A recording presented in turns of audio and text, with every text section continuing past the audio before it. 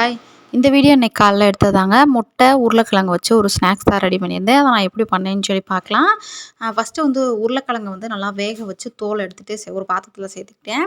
சேர்த்துட்டு அது நல்லா சூடா இருக்கு அப்படின்றனால கரண்டிலேயே நல்லா மசிச்சு விட்டுக்கிட்டேன்.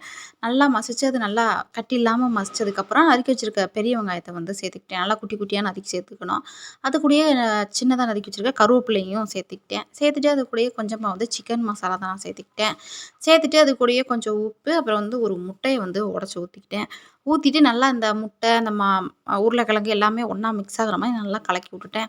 கலக்கி விட்டுட்டு ஒரு ஓரமா எடுத்து வச்சாச்சு. எடுத்து வச்சுட்டு ஒரு பாத்திரத்தில வந்து நல்லா எண்ணெய் சூடு பண்ணிட்டு, எண்ணெய் நல்லா காஞ்சதுக்கு அப்புறமா இந்த இத கொஞ்சம் கொஞ்சமா போட்டு எடுத்துக்கிட்டேன். நான் கரண்டிலேயே போட்டுக்கிட்டேன். உங்களுக்கு எந்த ஷேப்ல வேணும்னு நினைக்கிறீங்களோ, அந்த மாரி பிடிச்சு போட்டுக்கோங்க. நான் வந்து சும்மா பக்கோடா மாரி தான் போட்டிருந்தேன். போட்டு நல்லா அடுப்ப கொஞ்சம் சிம்லயே வச்சுட்டு, நல்லா சூடு ஏறினதுக்கப்புறம் சிம்ல வச்சுட்டு போடுங்க. அதே மாதிரி எண்ணெய் சூடேறதுக்கு முன்னாடியும் போட்டிங்கனாலும் ஒரு மாரி எண்ணெய் அதிகமா குடிக்கும்.